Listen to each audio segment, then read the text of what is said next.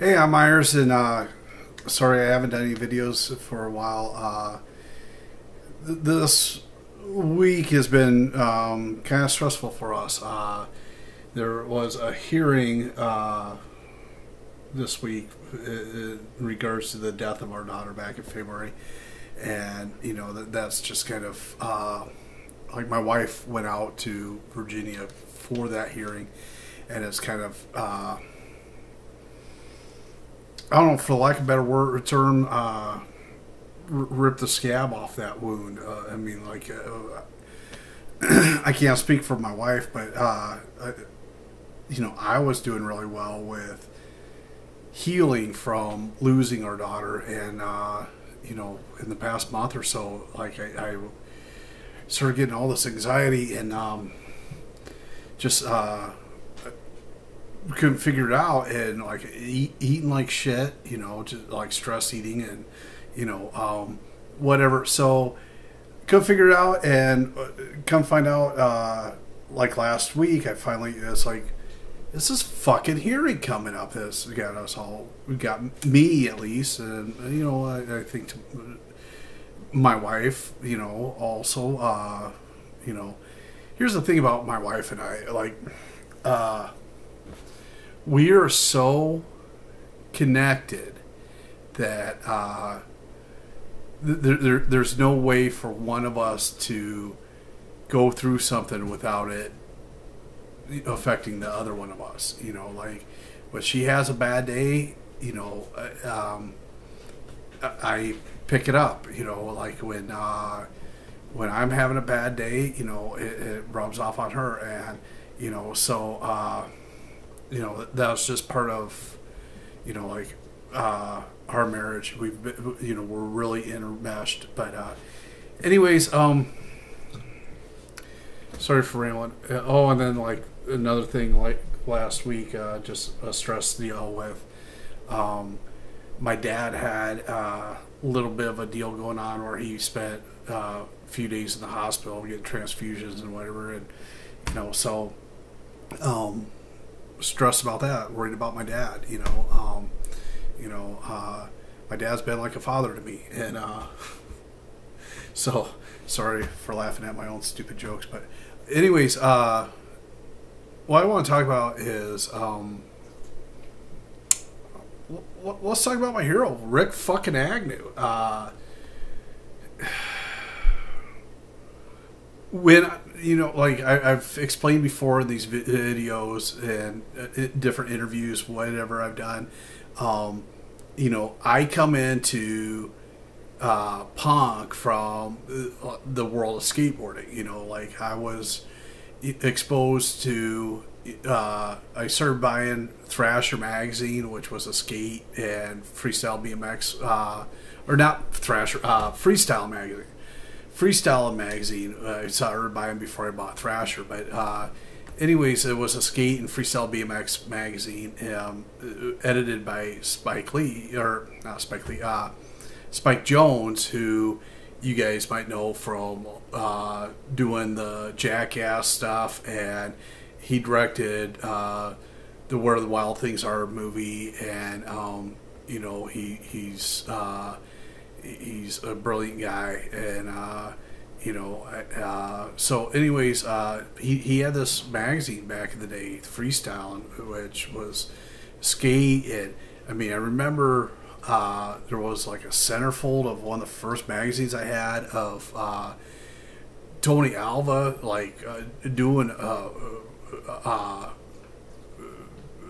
backside.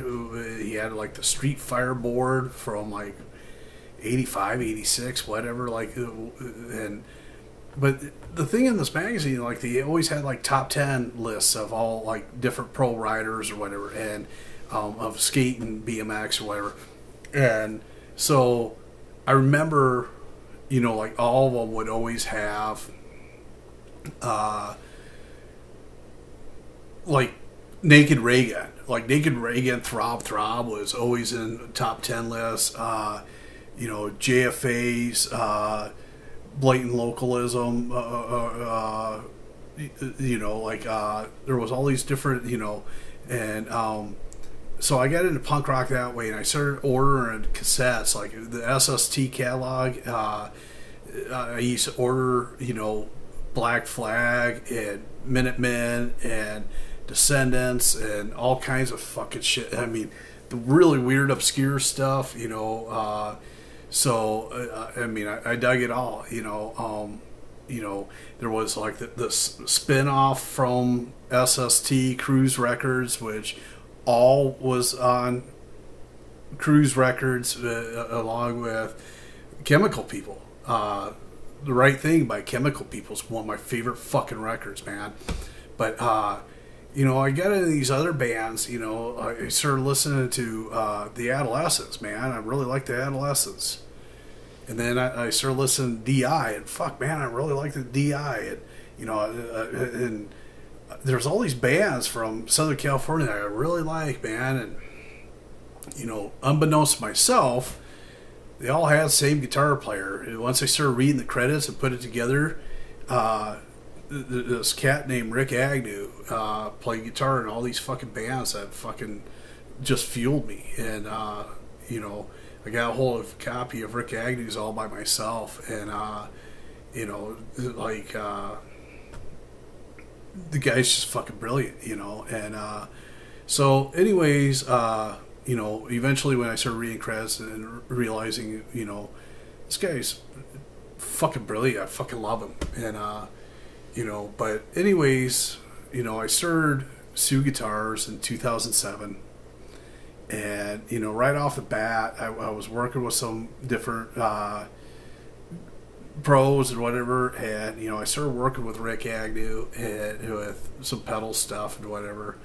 And he asked for a chorus pedal like the one he used with Christian Death. And I tried finding, I found the schematic to that, but I couldn't find the IC chip. Chorus pedal is like a delay with, some other stuff. So, like the IC chip that controls the time and whatever, is completely done. Like, you can't find it. And, and there, you can't find new old stock of, somebody who's got 500 of these chips around or whatever. It just, so... found a couple different schematics, and I worked on the course for trying to satisfy Rikk Agnew. I came out with the KD chorus, and named for KD Station in Sioux City. People of a certain age will know KD Station is the old Swift Packet House that. This place is fucked up. Like, you guys want a fucking Sioux City story? Okay, so there's an old packing house in the stockyards of Sioux City that blew up in an ammonia explosion in like 49 or 50. And so anyways, they rebuilt it. They put it back into use. But they end up moving the packet house down to the industrial part of town between the truck stops and the airport in the 70s. And, so this old packet house became available. Well, this guy fucking decided he's going to make a mall in this old packet house, right? But it's an old packet house. Like, there's fucking bloodstains in the concrete floors that you'll never get out. There's the trolleys for... like hanging the quarters of beef. You guys seen Rocky, where Rocky beats up the fucking beef quarters hanging in the... Well, they have tracks that they push those, on, and those trolley tracks are still hanging from the fucking ceiling there. Blood stains on the floor. There's rats the size of fucking... Dalmatians in that fucking place, because packet houses always attract rats, and you just can't get them out of that building. And but anyways, like, there was an arcade in there was different shops, and there was a bar and venue in the basement, and like there was a Mexican restaurant in there, and and or maybe was a Mexican restaurant across on the other side. No, I think the Mexican restaurant was on the fourth floor, called Ruth's Cantina. There was a bowling alley in there, mini golf. There was like a costume shop for, you want to rent a fucking Frankenstein costume or whatever. I mean, this place was fucking insane, right? And us kids would go in there, and like the bowling alley was dark, and they had like fucking neon, like black lights in there, and it was just fucking weird.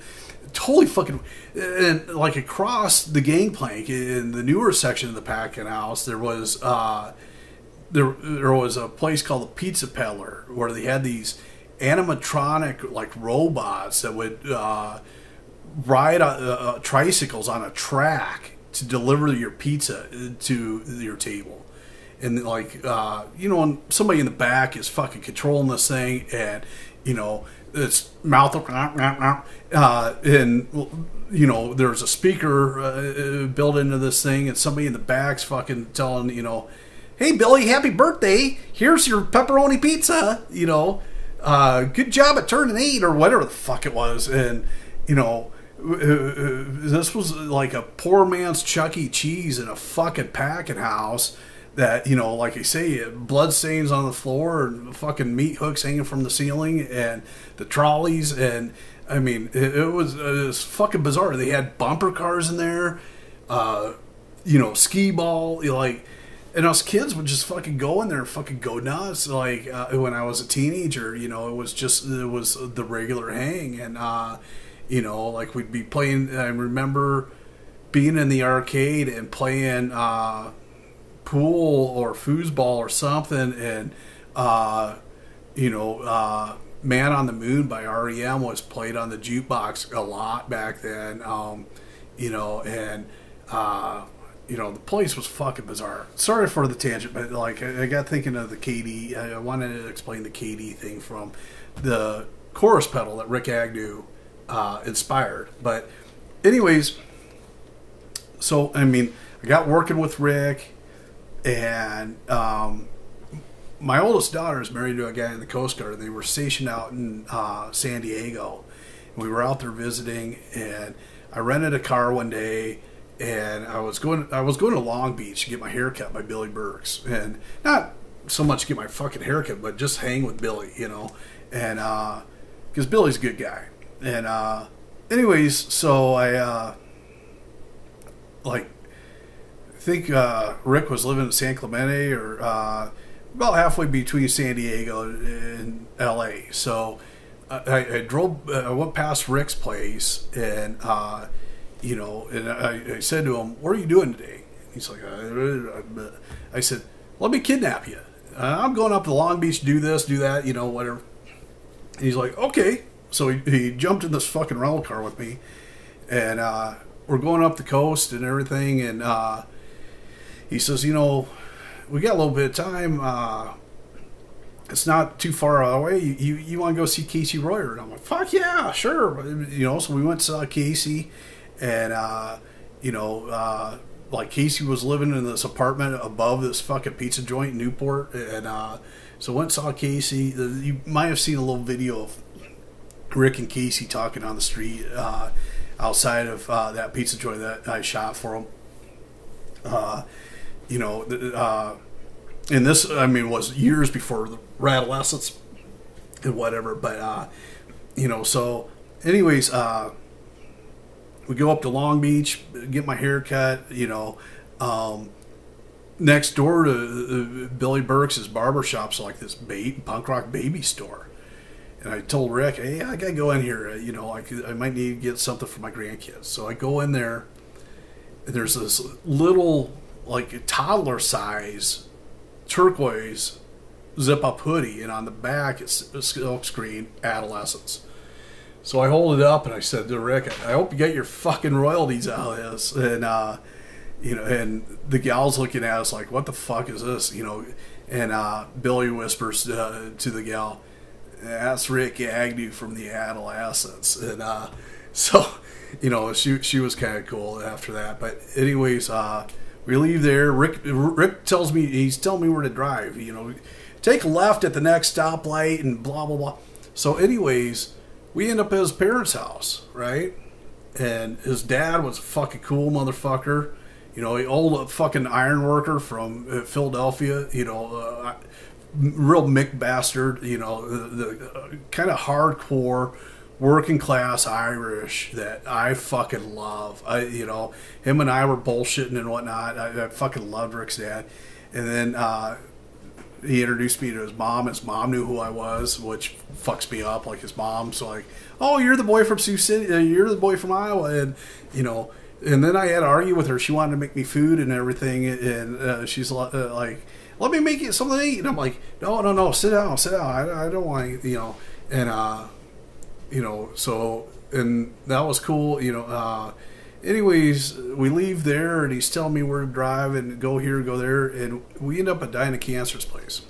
And, you know, we end up going inside, and Rick picked up this acoustic guitar that's sitting in the corner and starts strumming, and she starts singing. And I'm thinking, who the fuck sees half a 45 grave on a Tuesday in Dinah Cancer's living room? You know, it was crazy, you know, but anyways, yeah, Rikk Agnew's my hero.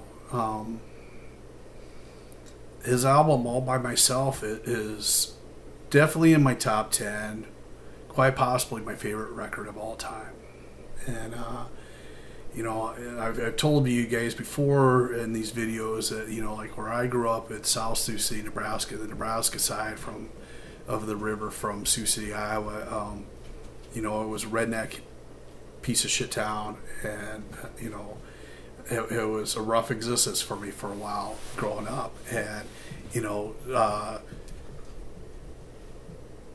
I remember I used to sing OC Life, but SC Life, you know, instead of Orange County, SC as in Sioux City. And, you know, it was, you know,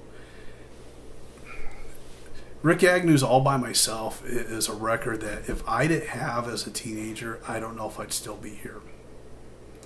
I probably would have checked out early because, you know, there was something about Rikk Agnew's All By Myself that made me defiant, made me, you know, like, I'm going to pull through, you know. And, you know, it kind of goes in the idea of, like, if you ever watch post-apocalyptic, like, nuclear apocalypse movies or whatever, the inhabitants of Earth are punk rockers. Or, you know, like a movie like Mad Max or Repo Man or whatever, you know, in the future is, you know, I mean, the only thing that's going to survive the nuclear blast are cockroaches and punk rockers. And the reason why punk rockers are in those movies is because we adapt, man. We fucking survive. We're survivors. And that's what Rikk Agnew gave me. You know, Rikk Agnew just, I mean, his music made me who I am. And, you know, so started working with Rick.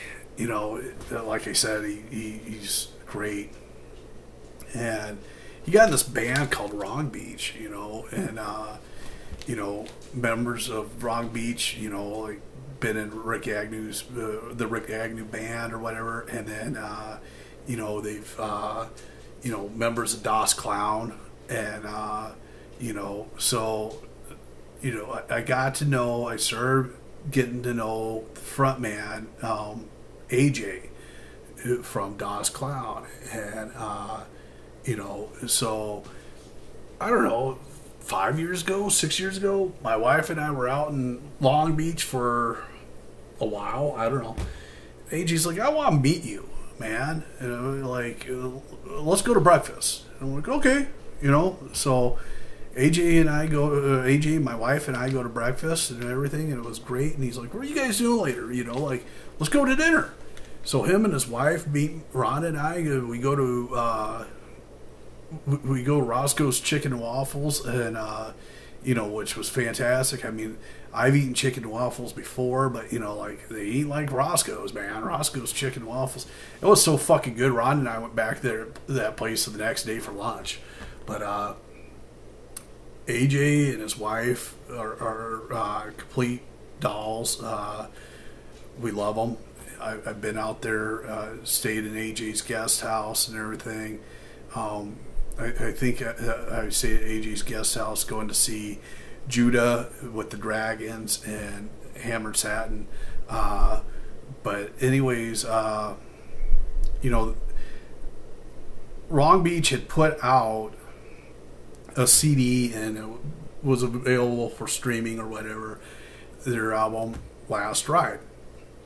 You know, so Sir Sioux, the record label, the Sioux record label, and, you know, like, yeah, I mean, Rick's my fucking hero, and, you know, like, I've worked with Rick with the Sioux guitar stuff and whatever, and, you know, of course he's got a home on my label. You know, there's certain guys who, if they approach me, they don't even need to ask. You know, Pat Todd is one of them. You know, Pat Todd from the Rank Outsiders and Lazy Cowgirls.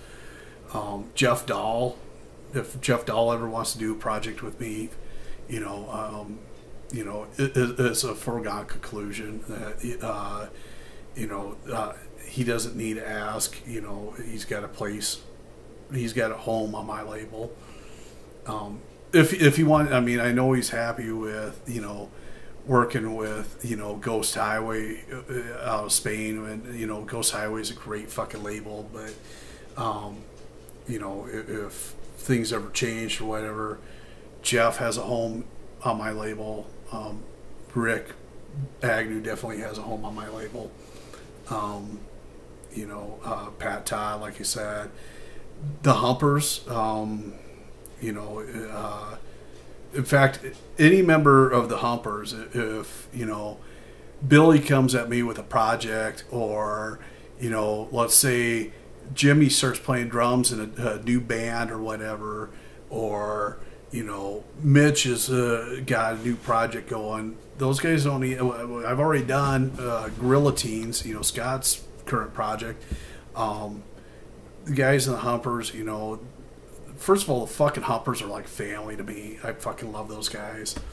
And so anyways, they, you know, there's certain people I've worked with over the years, they don't need to ask, we'll just do something. And, you know, they got a home, you know, on my label, and, you know, like, I feel like there's a real sense of community amongst certain people I've worked with over the years, and, you know, Rick is definitely one of those characters. Rick, God, you know, like, he's been doing pretty good in the past several years, and, you know, like, I saw him, shit, I don't know how long ago. One night in Omaha, I saw him, and he'd lost all his fucking weight, you know, and that inspired me to get on Atkins, and I ended up losing 70 pounds doing Atkins and whatever, because, you know, like, Rick looked so fucking good. I mean, he inspired me to do that and shit, you know. So, AJ, you know, I don't want to tell stories about people really, but, you know, AJ had lost his son, and so last February when my daughter died, like that day, AJ was the first fucking person I called. I was in Minneapolis when I got the phone call from my wife that our daughter died, and she said, and my wife was in Sioux City, and told me to meet her at home. So, like, it's 2.5 hours from Minneapolis down to where we live in southwest Minnesota, and so I called AJ and I drove home, and AJ says, "You're in shock right now. You don't even know what's going on." And apparently I was, because, like, I went to hang up with him pulling in the driveway, but I don't remember that drive. You know, like, I know I was on the phone with AJ somehow, you know, like, and I remember most every fucking trip. Even as many times as I've been up and down Highway 60 and 169 going to the Twin Cities or whatever. Like, I remember certain things or whatever. I don't remember, like, I was blacked out because, you know, I wasn't shocked that day. And, you know, so AJ's a real brother. You know, he's a real fucking mensch. And, you know, I can't express the gratitude I have for him, you know, and stuff like, you know, one, I called AJ just because, you know, he's a friend of mine or whatever, but I called him because, you know, he'd been through it. You know, he lost his own kid, you know, so it's kind of a fucked up deal when you lose a kid. Like, it's a weird secret club that you don't ever want to be a member of. And, you know, so anyways, but no, their band, Wrong Beach, you know, I dug the CD when it came out. I got that CD, I don't know, 8-10 years ago, whenever it fucking came out. And I've got some Wrong Beach t-shirts and, you know, DOS Clown t-shirts and whatever, you know. But anyways, working with Sioux, you know, like putting out records or whatever, AJ proposed, you know, doing, you know, the Last Ride on vinyl. And so, you know, I'm like, yeah, I'll do it. You know, it's a great fucking record or whatever. So he sent me, they punched up the recordings for, you know, vinyl release, you know, so got me recordings and whatever. And so I sent them off and got the test pressing. And the test pressing sounded way better than the CD. There's something about, I mean, first of all, vinyl does sound better than CDs, but there's something about the way we're getting these records recorded that we just get so much more dynamics out of the vinyl than you do out of the CDs. You know, the CDs just sound so compressed and sterile compared to what these records are sound like. So anyways, super stoked about that. Super happy about, you know, getting that. And, you know, so anyways, working with AJ to get the record put out and whatever. So here it is, man. The Last Ride by Wrong Beach.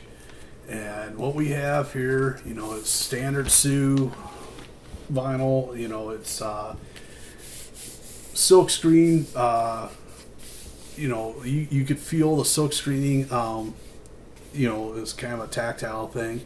And then so, you know, this is the same covers on the CD. You know, the Charlie Don't Surf, you know, reference to Full Metal Jacket, you know, and you know, so anyways, or not Full Metal Jacket,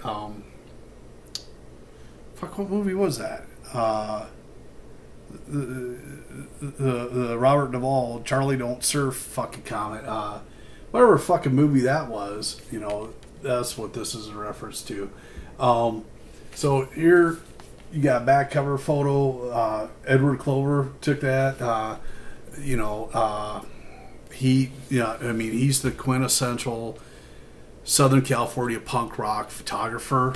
He's taken so many fucking iconic photos, and you know, I'd love to have, you know, some prints of his, you know, like blown up like poster size or whatever. So you know, I keep checking his website, but you don't have, you know, a web store. So, you know, Ed, you get a web store going, I'd love to throw some business your way, order some of your stuff. But, you know, I mean, and you don't even need to have a full-fledged, you know, website. You could do something like through Big Cartel or whatever, you know. I mean, ask Rick about it. Like, I helped Rick set up his website or his web store, is rickagnewshit.bigcartel.com. You know, if you need whatever, I mean, he's got some 45s and CDs and T-shirts and whatever. He's got a couple books, like, you know. So, anyways, what we got here, you know, like I said, Edward Clover photo in your song lists. Obviously, it's out on Sioux. You know, songs, mostly all covers. We got Rumble, Cherry Bomb, Child for One, Proxel and Stomp, Dark Robot, Pipe Dreams, Art School, We Don't Give, and that's got the hit. It's and Gidget Goes to Hell, and so AG wanted liner note credits. So these are basically the same liner notes as what you'd find in the CD, just, you know, blown up, photocopied punk rock style. You know, so, and then vinyl, like all Sioux records, the sleeve opens from the top. You know, that's just something I like doing. But here, hand numbered, as you can see, mine's obviously number 1. You know, that's one of the perks of putting the shit out, is I get to have the first one. But, you know, they're numbered 1 through 300. So, you know, like if you get number 72, you know that nobody else has got number 72 or 300. And, you know, even like these covers, like each one's a little bit different, because maybe the guy squeegeeing the silk screen, you know, squeegee's a little bit harder, so there's some bleed through on this one, and this one's a little bit streaky because it's not, you know. But anyways, hope you dig this video. I'll have a link in the description where you can order one of these. I hope you dig it. I hope you can hear in what I'm having to say here, you know, how much I just really love and respect both AJ and Rick, and the rest of the guys in the band. You know, you know, I've met those guys a couple different times, playing with Rick or whatever, and you know, so I have a lot of fucking respect for both Rick and AJ. They are definitely not just people I've worked with, but they've become friends, and I have a lot of respect for them. So here's Wrong Beach, and I'm going to play you a song here. If you like these videos, please like the video and subscribe to the channel, and the link will be in the description. The band is planning on doing like a record release show later this fall. They'll have copies out there, so you know. But anyways, you can always get any Sioux release from the website SiouxGuitars.com, and just click on the records link. So anyways, hope you dig this. Here's what the record sounds like. Thanks for watching.